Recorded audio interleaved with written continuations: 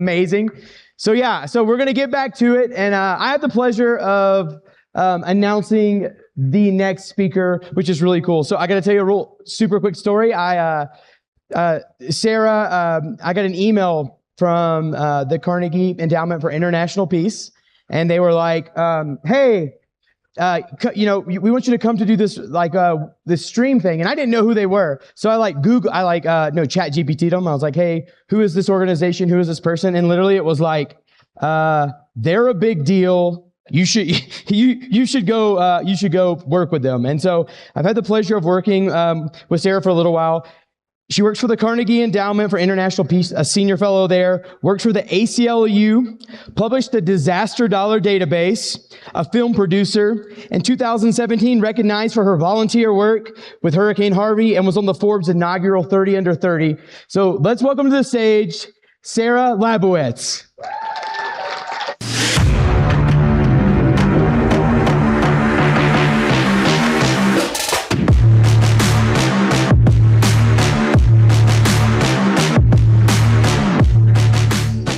Well, Edgar, thank you so much. Thank you for responding to our email. And I'm just really glad to be here. I think I was one of those people who told Edgar yesterday that this was such a welcoming, warm community, and it's just a real pleasure to be with you. When Reed said just a second ago, never stop chasing, I noticed that one of the options that he said was it didn't include disaster data. And that has been my white whale since 2017. I have been chasing this data about what happens after the storm. And that's what I want to talk to you about today. So this is a photo of me in 2017 after Hurricane Harvey. And if you can see in the background, there are diagrams of federal funding. And so this is the thing that I have been focused on for the last 8 years, since I personally lived through Hurricane Harvey. And we have any Texans in the room? Yeah. Anyone lived through Hurricane Harvey? Yeah. So just an absolutely enormous storm. And this was at the end of August in 2017. It just rained and rained and rained and rained. It's kind of the first of these new kinds of hurricanes where the rain would just come and sit over the city for 5 days. So 54 inches of rain, second most damage in history after Katrina, $158 million in damage. So just a hugely devastating storm. And I personally experienced that storm. I went down to the George R. Brown Convention Center.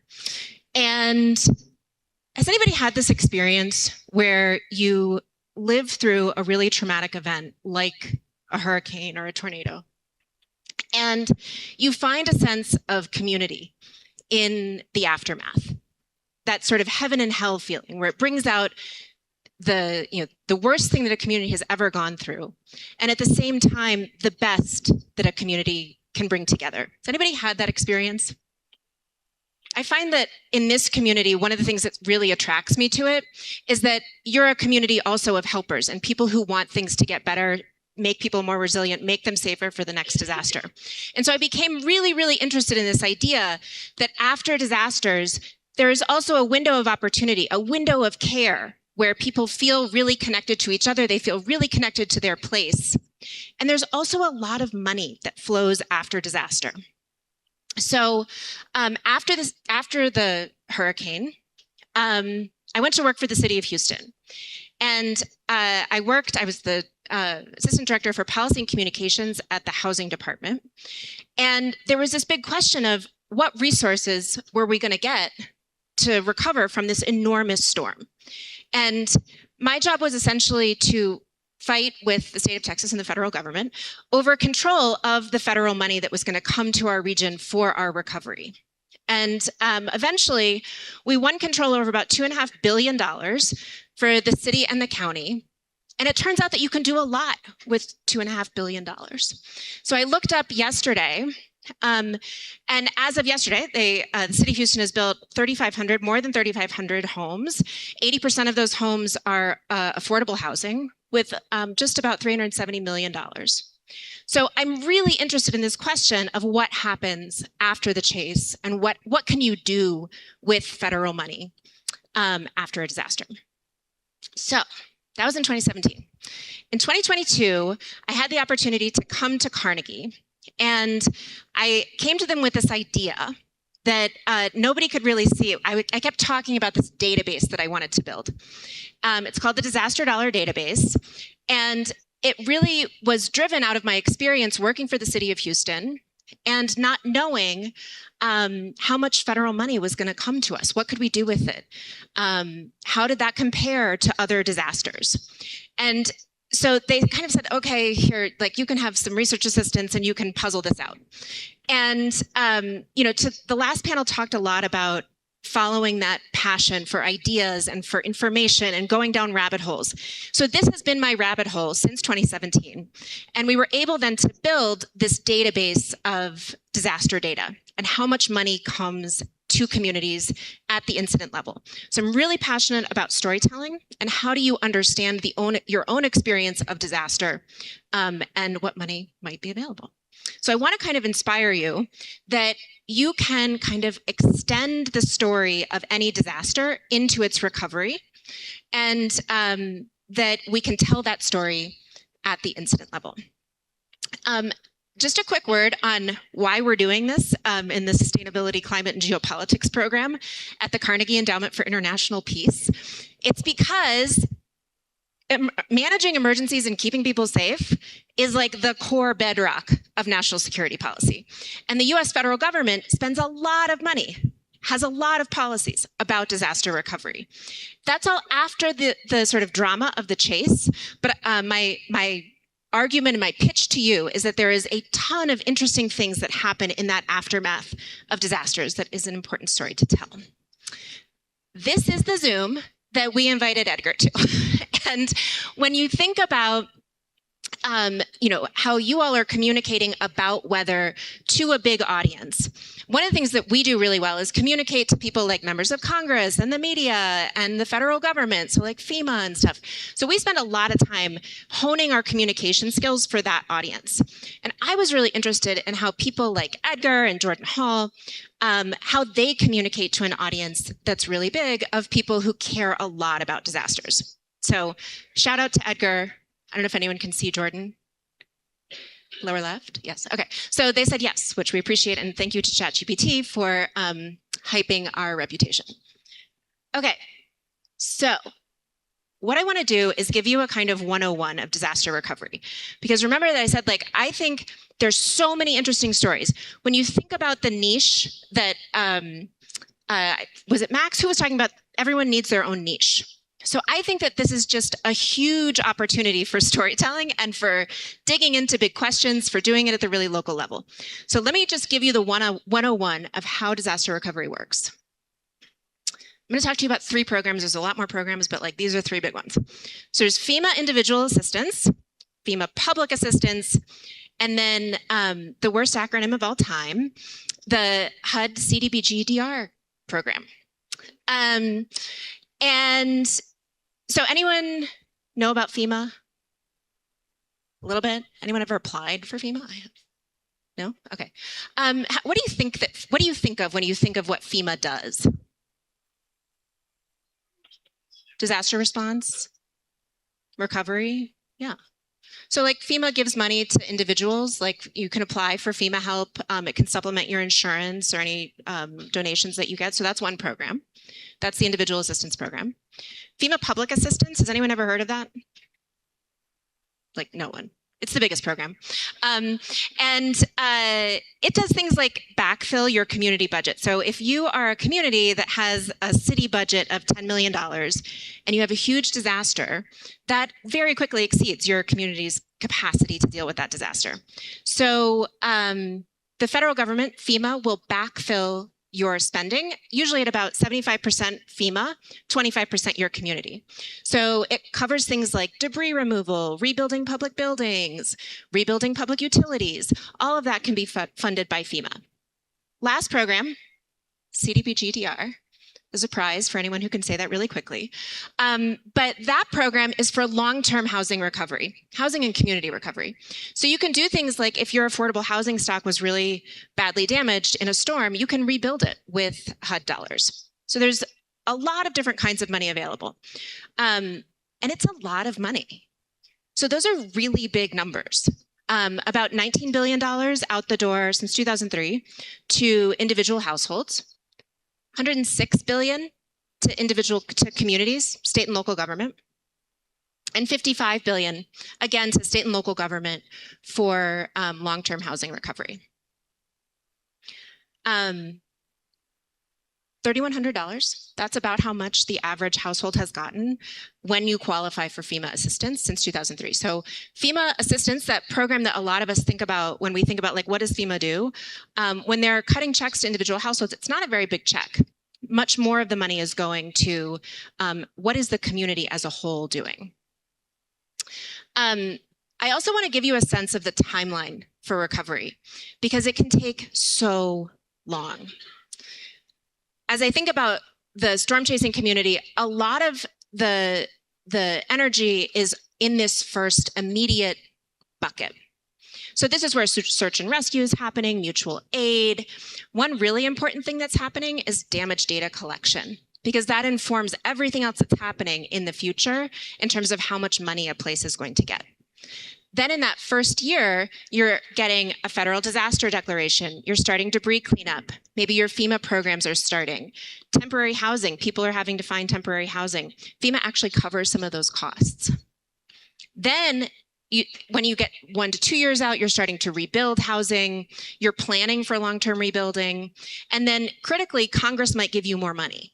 So when we talk about that HUD CDBG-DR program, that $55 billion, that comes through special appropriations from Congress for specific places.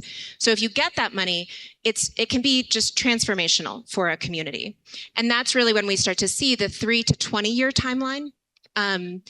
We think about places like Louisiana after Hurricane Katrina. There's still recovery going on from Hurricane Katrina in Louisiana. So those kinds of long-term projects, they can take years and decades. And one of the things I want to say about this money is that we tend to just rebuild what was there before. We don't really think proactively about what could be more resilient, how could we make people safer, how could we avoid the costs of entire communities, entire houses being obliterated. So thinking about that lens of how could we become safer for the future is often missing from this federal money. All right, that's going to be, we can go in more detail on that. But then, so quickly, this is what the Disaster Dollar Database can tell you about how much money a place got after a disaster by different kinds of programs. So, back in 2017, this was very difficult for me to figure out. Now I can look it up in about 3 minutes.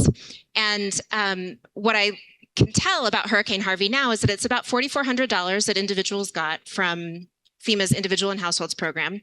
And that CDBG-DR program just gave Texas so much money, more than $5 billion. And so that was really a historic way for the place where I live to start to rebuild in a more resilient way. All right, this is the workshop. So that you've got the 101. I want to call up my colleague, Deborah Go. She and I maintain the database, and we're going to do kind of a live lookup of disasters. So I've been asking people since I've been here, what's your favorite disaster? What do you want to know about? And so we're going to talk about different disasters that you all might know about. I'm going to encourage you to just use the QR code and send us a little message of what disaster you want us to look up. And then we're going to try and do this live. Also, if you want to just shout out a disaster, we will also take those. Greensburg. Okay. Anyone else? Helene. Okay. More. Joplin. Gerald. Western Kentucky. Okay. We have some of these queued up. All right. So all of this is to say that our big question is what happens after the chase. Okay. And I think this is where the unexploited sort of story possibilities lie. And there's so many different ways. There's a limited number of ways that you can architect a tornado chase. There are infinite ways that you can architect this kind of story. And I think that you can look into all of these, the ways that communities spend money, individuals, states, all these things. What are they rebuilding? How are they rebuilding? Who controls the money? All that stuff is super, super interesting. So these are the kinds of questions that we want to answer with the database and that I think are really important for anyone thinking about that long time that happens after the chase. All right, so we queued these up based on talking to a bunch of people in the last day, and we're gonna run through them really quickly. Okay, Joplin. Anyone want to say what was really? Anyone know the story of Joplin 2011? Crazy. Okay. Anyone like what buildings were destroyed? Hospital and the high school. Yeah. Okay, so this is how much money Joplin got after the big tornado in 2011. So kind of the inverse of Hurricane Harvey, much more public assistance than CDBG-DR. But we wanted to kind of see, okay, well, what kind of stuff can you do with that money? And if you want to research this on your own, one of the things I really encourage you to do is to just Google Joplin CDBG-DR, because the federal government requires any jurisdiction that received federal disaster recovery money from HUD to publish a website. So there's a trove of data. It's not always easily presented. When we built the disaster dollar database, we did it basically with 2 research assistants spending 6 months reading PDFs.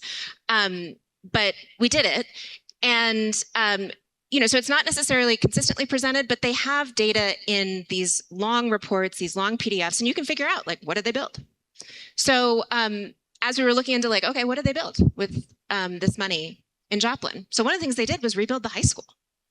And if you go to Joplin High School, their website right now, there's this like amazing drone video of their campus. It's like nicer than most college campuses. And that was rebuilt with CDBG-DR money. The other thing they rebuilt, the other thing they did with the money, so PTSD in the community went from about 12% before the storm to 26% after the storm, 30 months later. So when Edgar was talking about secondary trauma, this was like primary trauma. And so one of the things they did with the money was fund counseling for people who were experiencing storm-related trauma. And we found that all in their CDBG-DR report. Okay, Moore. Someone said Moore earlier. What's the story of Moore?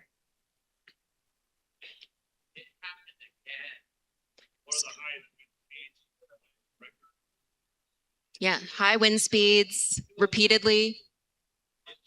Hit 2 elementary schools. Yeah. Okay, so this is the story of 2013 and Moore.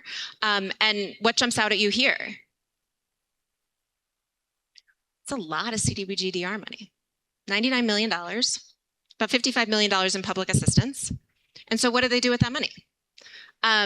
Again, you just Google Moore, Oklahoma, CDBG-DR, and this pops up. So you too can read this PDF. And a couple things they rebuilt. So one, they rebuilt a playground and like rebuilding public spaces, turning things into green space so that things often that are in the floodway, this is a big deal in hurricanes and floods, but you can take stuff out of the floodway and turn it into detention and green space. That's something you can do with CDBG-DR. And then remember how I said in Houston, we rebuilt affordable housing? So they did the same thing in Moore. Moore was in what year? Well, right, which one? 2013. So we're talking about 2013 and Moore. The Curve Apartments went online in like the last year. Like the pool was finished 8 months ago. So in 2025. And like a lot of CDBG-DR housing complexes, this is mixed income. So they're stacking different kinds of funding, including CDBG-DR, including market funding, tax credits, that sort of thing, so that you increase your housing stock after a major disaster.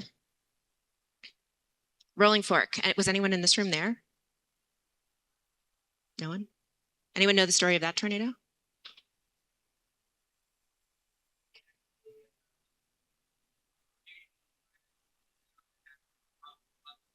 Yeah, so the rotation went right up to the town and dropped on the town. Overnight, right? Yeah, like huge, huge tornado. What was the EF rating? EF 4. Should have been a 5. That's what Edgar told me. Okay, so Rolling Fork was relatively recent. So remember how I said it takes so long? I mean, in the Moore example, like finding that that a 2013 tornado had like until 2025 to finish the construction of that apartment complex. It just takes so long. So what's interesting about Rolling Fork to me is they've gotten $45 million in CDBG-DR, but we don't really know what that money has been spent on yet because they just got their action plan approved. Like they just have gotten the ability to start spending that money. So the timeline in Rolling Fork was the tornado happened in, I believe it was May of 23, March, excuse me, another M month. So March of 23. And then Congress appropriated CDBG-DR money in December of 24. So more than a year and a half later. Then the state of Mississippi has to like write a whole plan and a budget, and they have to consult with the community, and they have to send it to HUD, and HUD has to approve it, and then they do a grant agreement. And so their plan for this money that they got in December of 24 was only approved in August of 2025. And so December 7th, 2025, so just about 2 months ago, was when they were able to start opening up their housing programs for applications.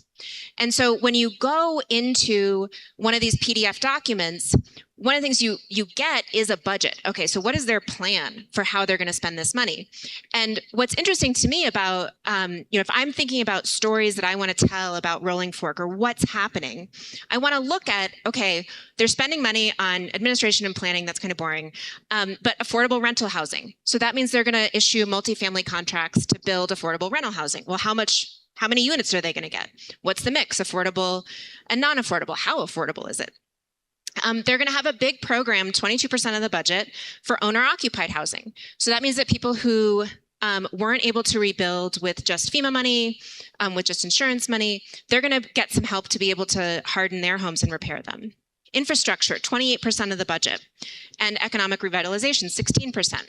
So it gives you some clues about what the community is intending to spend money on. And when you think about accountability, it's like, okay, well, what did they actually spend money on? And there's, I think, going to be some really interesting stories about Rolling Fork as their recovery unfolds, because it was such a dramatic tornado, as you said, like drops onto the community directly. And so how are they going to be able to rebuild? And are they going to be able to rebuild in a way that makes that community stronger for the future? Oh, that was not what I meant to do. Okay. All right, last one in our like pre-positioned ones. Thanks to Lauren Baca, who I emailed cold a couple of days ago and was like, Lauren, I hear you have an amazing photo of Greenfield. And she was like, yes. And she gave me this photo. Okay, what was the story of Greenfield? High wind speeds. Was anyone there? No? Yes, yes, okay. Yeah, you were there. How was it? Oh, is that Lauren? Oh, okay. Hi, thanks for the photo. Okay, so high wind speeds, the Doppler on wheels was there. What were the wind speeds? Record, okay. So really dramatic tornado. What's interesting, what do you notice about the money here? No CDBG-DR. So not every storm gets CDBG-DR. Not every storm gets FEMA programs either. When I said earlier, one of the big things that happens is damage data collection. That's the first step to understand if you're going to meet the threshold where FEMA says, okay, fine, you've exceeded the capacity of your local and state government to recover from this. So, so not every storm gets either individual assistance, public assistance, or CDBG. It's a real tragedy. Okay, so you can't just Google Greenfield, Iowa CDBG-DR because there is no money for CDBG-DR yet. Who knows what could happen in the future? But you can look up the FEMA incident page, and this starts to give you some clues as to how much money was spent and what it was spent on. You can also access data sets. FEMA has something called Open FEMA, and it allows you to look at public assistance data. So Deborah crunched these numbers, and we found these two things that have been funded by public assistance, which was, what was it, Deborah? A sewer? The fire station had to do a new sewer pipe. So that was one of the things. And the storm also took out a lot of transmission lines. So something else they did with FEMA PA money was go in and rebuild the power poles and transmission lines so that the town could have electricity again. So that we all found in Open FEMA. So this is what that money is being spent on. So when we look at that FEMA public assistance line, okay, what have they spent $15 million on? The answer is partly like fixing the Linville Fire Department and the transmission lines. And one of the things that's interesting about FEMA PA is that it is ongoing over time. So when we look at the back end of the database, we can see over time that new projects are coming online or that projects are stalled. So we got a call from a reporter in Northwest Iowa 2 weeks ago saying, we're supposed to have these 2 elementary schools rebuilt. We've taken out $6 million in debt. It's supposed to be refunded by FEMA, but the money has stopped coming. Do you know what's going on? So that's the kind of story that I think is possible to tell with this kind of data. Okay, Deborah, what has come in? What are people curious about? So lots of storms and tornadoes. A big one. A lot of people are super curious about what happened in, let's see, the Greensburg, Kansas tornado of 2007. Huge tornado. And you can see that it has gotten over $98 million of funding since then. If you look at the breakdown, nearly 10 million in the individual program and over 80 million to rebuild the community. Yeah, so these numbers are kind of hard to see because we just like are like literally are doing this in real time and like screenshotting them out of our database. But it's 80 million on the bottom. Is that right? 88. 88. Okay, so $88 million in FEMA public assistance. And if you wanted to know what was happening there, you would go to the Open FEMA data set and figure out and search for this incident number.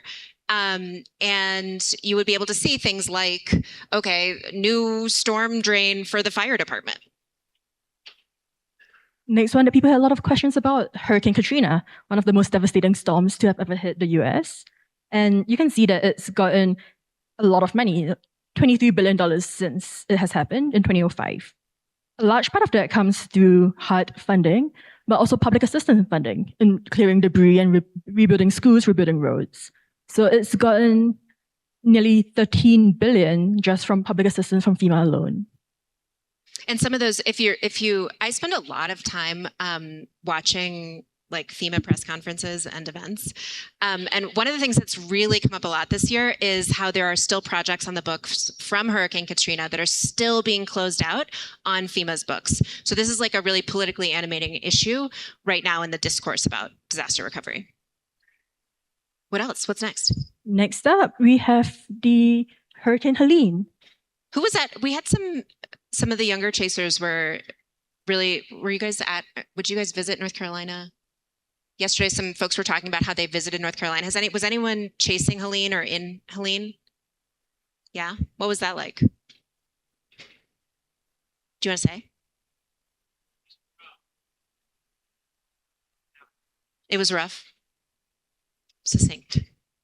Good. Anyone else know anything about Hurricane Helene? What was that? What was that hurricane like? Yeah.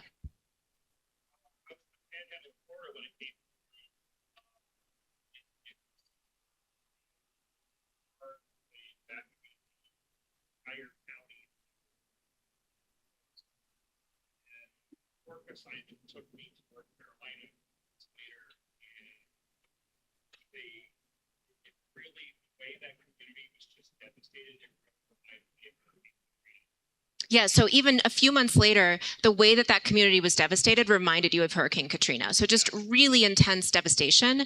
And I think what we see here is what's interesting to me as someone who looks at a lot of these graphs is that their HUD CDB GDR appropriation is pretty big.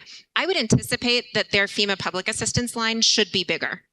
And one of the things that they've complained about a lot is that they aren't getting as much FEMA public assistance money as they are entitled to, that the money has been moving really slowly. And you'll hear that from a lot of different jurisdictions in 2025. There's been something of a shift in how federal disaster recovery policy is working, and we're seeing much slower reimbursements in 2025. All right. Maybe let's do a little Q&A, if people have general questions, and Deborah can continue to look up more storms while we're queuing and A-ing. So yeah, Edgar promised me that he would have microphones, but I don't even know if he's here.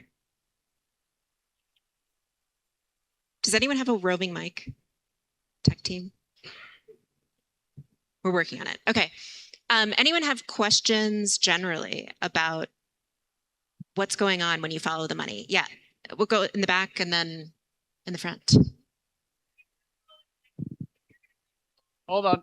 Wait. Let's let the people online hear you. Your voice is important. Hi, I'm Dina Knightley. I'm curious, when they rebuild homes or apartment buildings, how do they make them affordable for people who already live there, that they can afford to still continue to live there? Yeah. So your question is really about displacement. So if you're getting a lot of money into the community, how do you ensure that the people who've lived there for a long time aren't driven out by the new money and that sort of thing?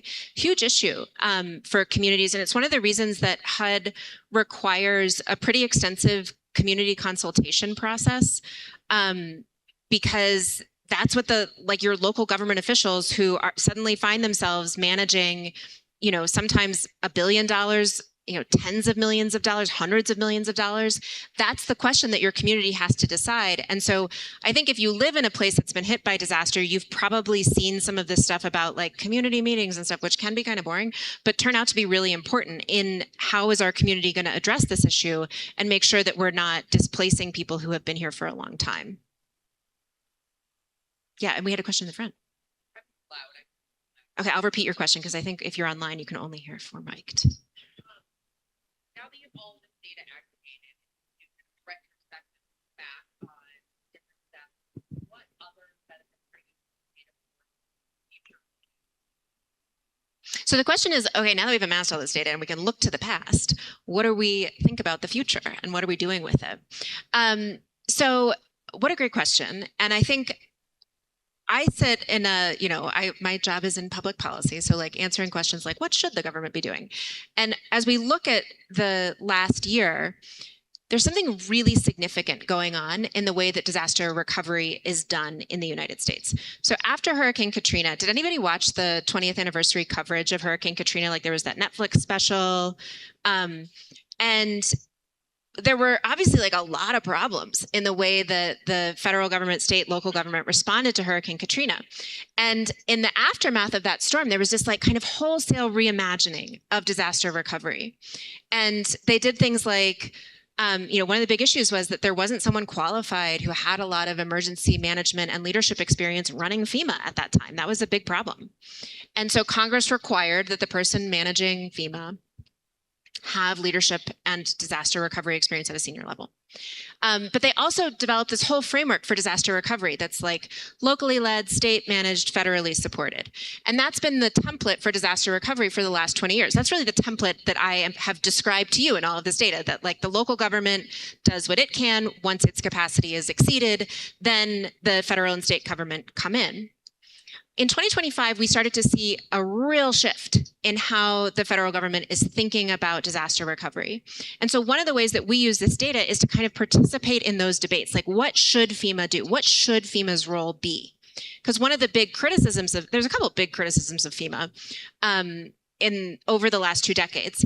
One of them is it takes too long, there's too much administrative cost. Maybe the federal role is actually too big, and state and local government should be doing more to make sure that their public buildings are insurable, that they're investing in their own resilience. Like, there's all these like policy debates about how we should do disaster recovery. So we use the data to dig into those questions. And I'm gonna go back to the slide that I said I was gonna skip, but I'm gonna do it anyway.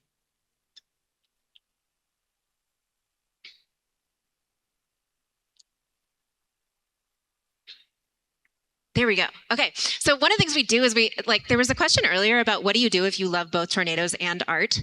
I was like, you can be a data visualization person. So one of the things we've been noticing in 2025 is that disaster declarations are happening in like a way different way than they used to.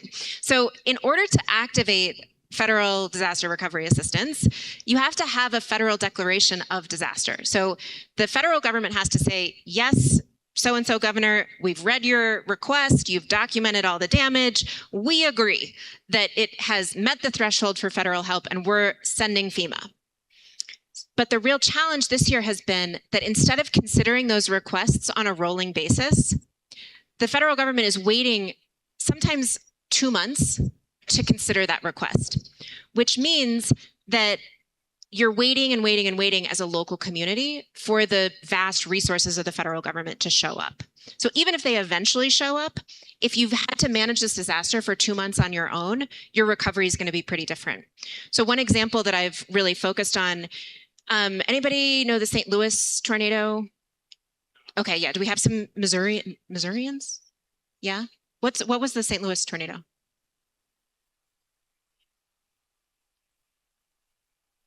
It was in May.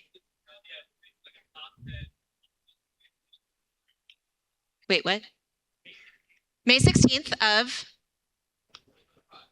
2025, last year, right? And you said it's really costly, right? Top 10 really, because it hit like downtown St. Louis. So the tornado was on May 16th.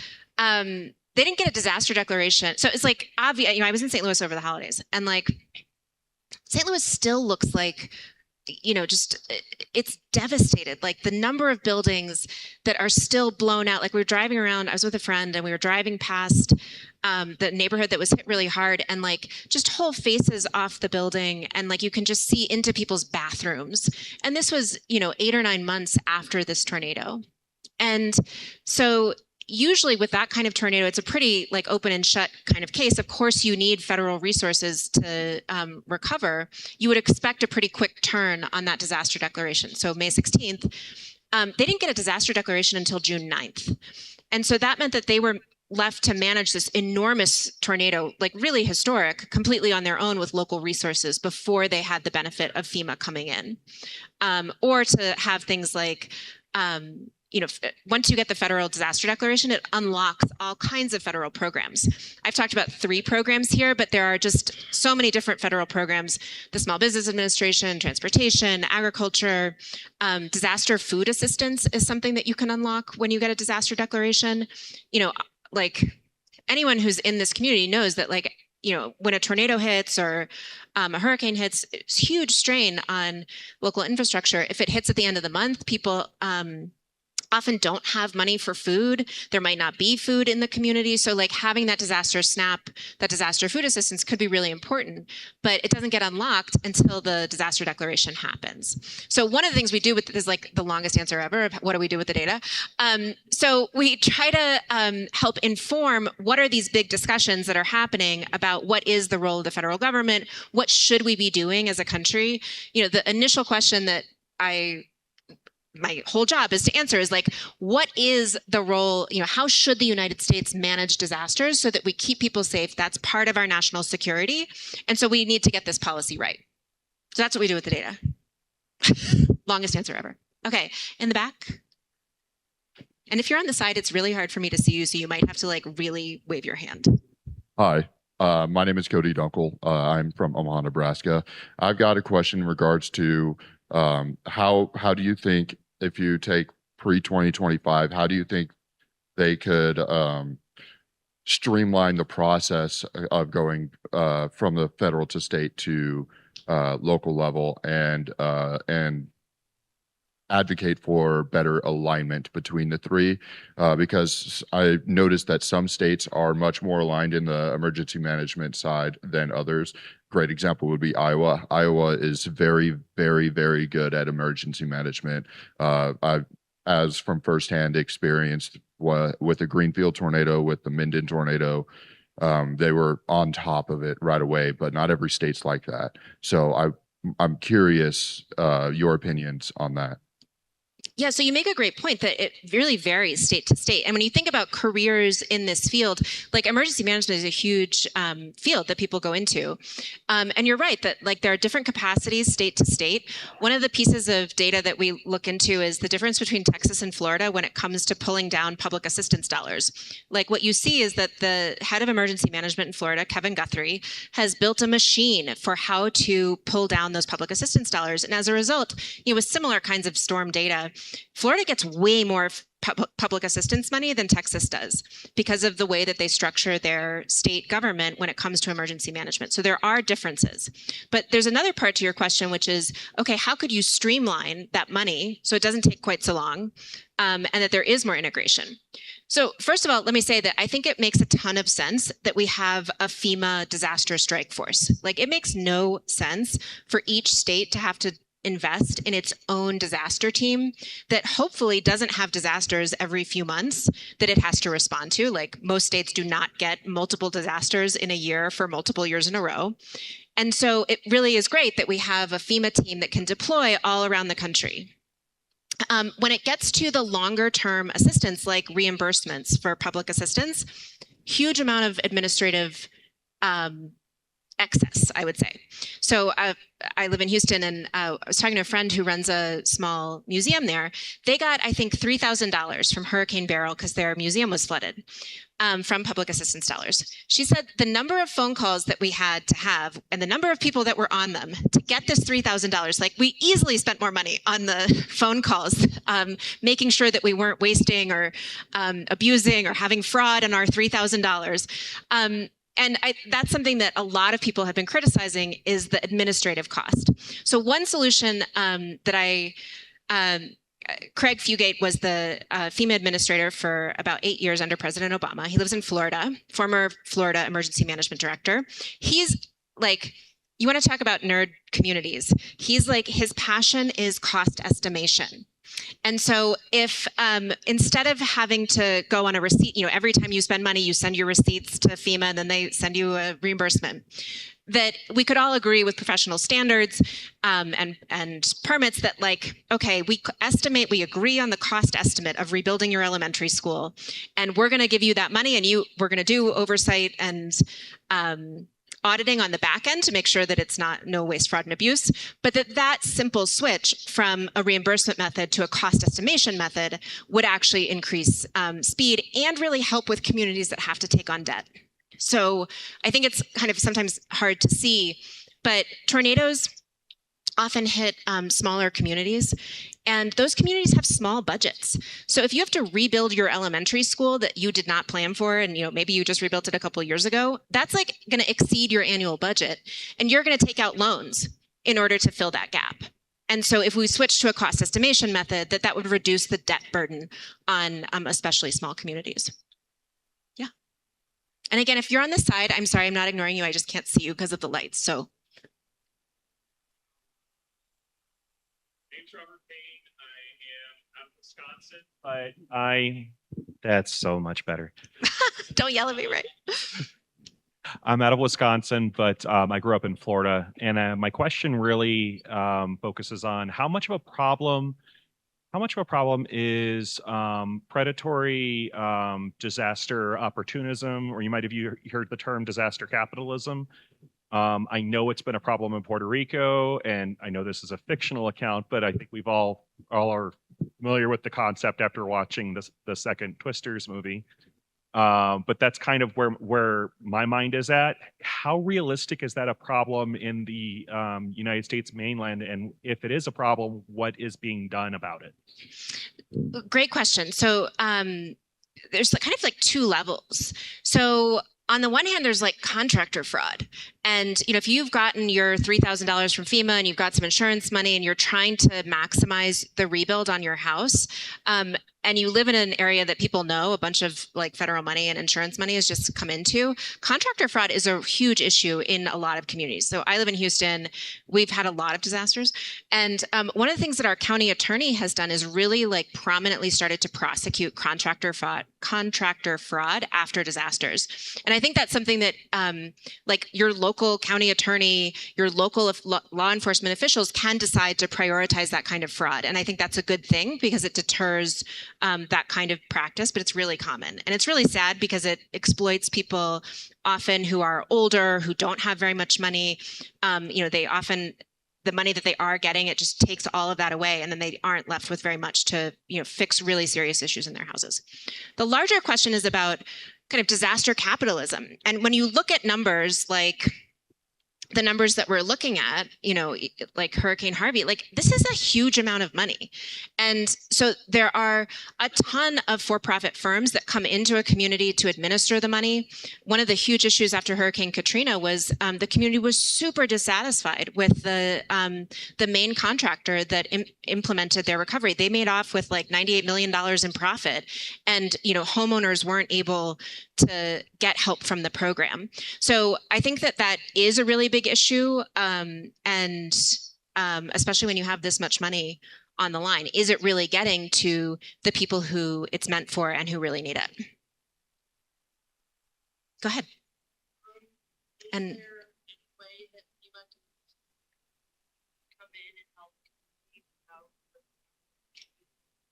is there a way for FEMA to come in without the government having to approve of it? So FEMA is the government, and FEMA's been around since the mid-70s, and it was really a response to a lot of Southern governors saying that, okay, it's too damn difficult to deal with the federal government. We cannot deal with all these agencies. We have to have a single coordinating point. And so there's regulations, there's laws, it's called the Stafford Act, that set out requirements for how FEMA has to operate. And let me tell you that FEMA is very focused on the Stafford Act and how it has to comply with the Stafford Act. So the short answer is no, that they are obligated by Congress to follow a certain set of rules. But one thing I am watching is there's a new bill in the House of Representatives called the FEMA Act of 2025, and it would propose to do some things like cost estimation and other things to kind of help speed things up. So if you really love reading legislation, I commend to you the FEMA Act of 2025. Okay. I think there's a question over here. There it is. Okay. Over here, Senator. Oh, sorry. Okay. Yeah, 6 o'clock. Sorry. Hey, John Cunningham, Houstonian also, but we live in Dallas now. But done some work for FEMA with the Army Corps of Engineers. And so one of the programs, maybe not highlighted, but the mitigation programs that they have, is there any thought to maybe valuing those more in getting ahead of disasters? All this is behind the duck. It's reactive versus, mitigating some of the areas that are hit more often than others. So the question is about mitigation and, how do you prepare places? Like we know that, I went to that weather presentation yesterday and I understood almost none of it, except that North Texas and Oklahoma are going to get hit a lot. So the science of weather and the science of flooding, did anybody go to the presentation yesterday about hydrology? Incredible models of where we think water risk is highest.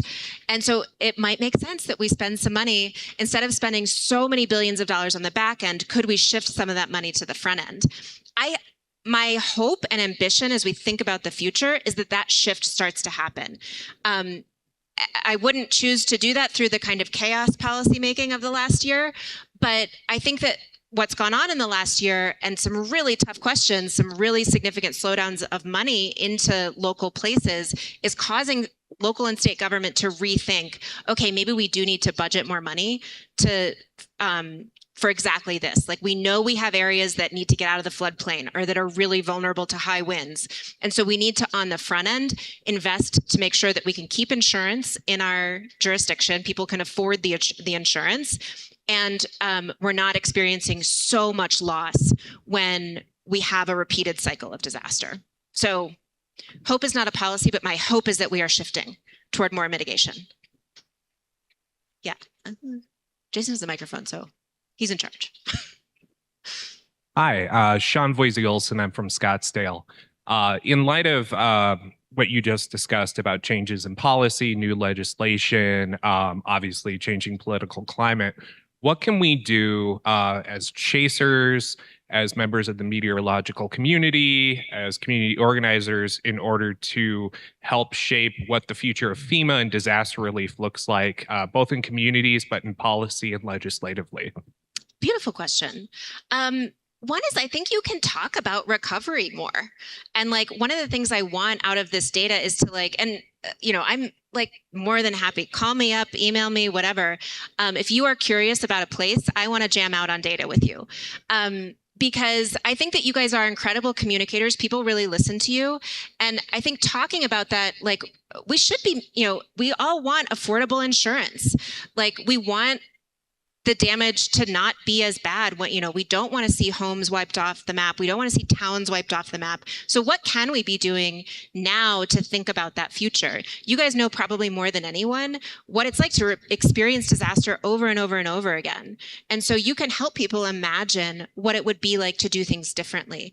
And even though it's sometimes really hard to think about this stuff until you yourself have experienced a disaster, I think one of the things that you guys are giving people access to is that firsthand experience of disaster and the windows that open after the chase.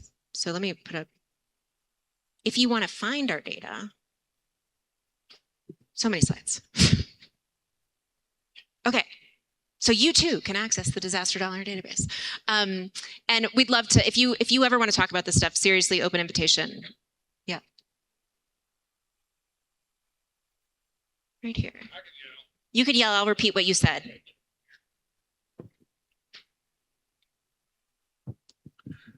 Roger, I used to work at the National Hurricane Center and the Storm Prediction Center, and both of them, as you probably know, have FEMA liaisons who provide forecast information to their FEMA regions in the anticipation of a disaster, whether it's the National Hurricane Center's forecasts for path and intensity and size and storm surge, or our forecast convective outlooks for an hour. I've retired from SPC. Convective outlooks for stuff.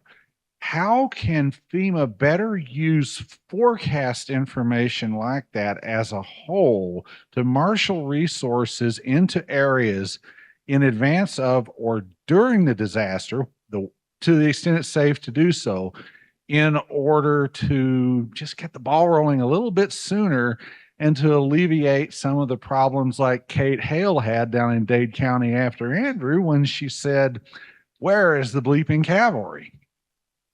I can tell you, I was in the George R. Brown for about 2 weeks, which is our big convention center. And, what FEMA rode in on a dump truck. And I have never been more happy to see anyone in my life. My husband is here, so him excluded. FEMA historically has pre-positioned resources. They have used forecasting. Again, this is one of the changes that we started to see in 2025 that I really don't like, which is there's now a $100,000 cap at FEMA that above which is the Secretary of Homeland Security has to personally sign off on any expense over $100,000. And what we've seen, for example, in Kirk County, most recently in these storms, is that it can delay the winter storms. It can delay FEMA's ability to pre-position resources in places that they know are going to get hit. And so I think there's some real consequences of the choices FEMA and DHS are making this year that are not helping on that exact problem. I have last couple of questions. Yeah, way in the back. Over here.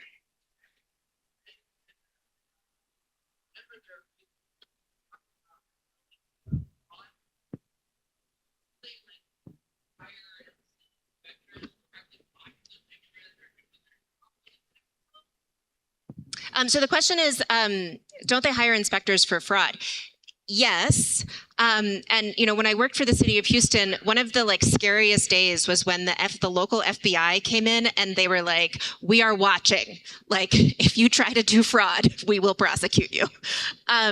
It was very serious. And so, yeah, there is a inspection regime, but a lot of it depends on your local government too. And do they have as a priority prosecuting contractor fraud and things like that? There's a lot of attention on waste, fraud, and abuse in federal programs. I'm not I think there's room for improvement in the efficiency of that effort.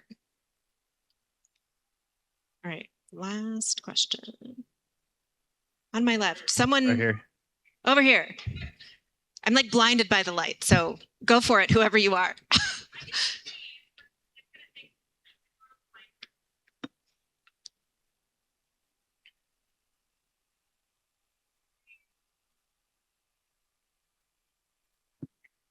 Hi.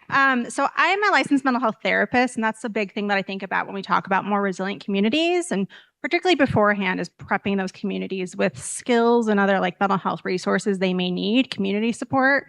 So I'm curious, when you follow the dollar, particularly in your role, what does the data say about the government's enthusiasm for mental health support, because historically it's been a little bit of support right after with some therapy and then nothing. So the question is about federal support. And so as part of FEMA's programs, they often are including case management services. They might offer, as part of their sort of on the ground immediate presence, some resources for mental health, fact sheets, like that sort of thing. I think what's more interesting is when you look at the local spend. So if the federal government gives you a bunch of money in your CDBG-DR program, like one of the things we saw in Joplin was that they prioritized spending on mental health services in response to the data that they had that PTSD had skyrocketed in the community. So when they said, here's what our priorities are for the money, they observed that about their community and they made it a priority for the money that the federal government gave them. And one of the things I got into this work through that CDBG-DR lens. And one of the best things and the worst things about CDBG-DR is that your local community really decides what it's going to spend money on. And so if your community decides to prioritize that, then I think there are ways that the federal government can really support people in your community by supporting that counseling function, both the actual counseling services and the counseling infrastructure, so that you've got physical buildings for your public health services, and that those services include mental health. So if you get hit by a disaster, participate in the public process around your CDBG-DR action plan, which before this talk, no one would know what that meant. Last question right here.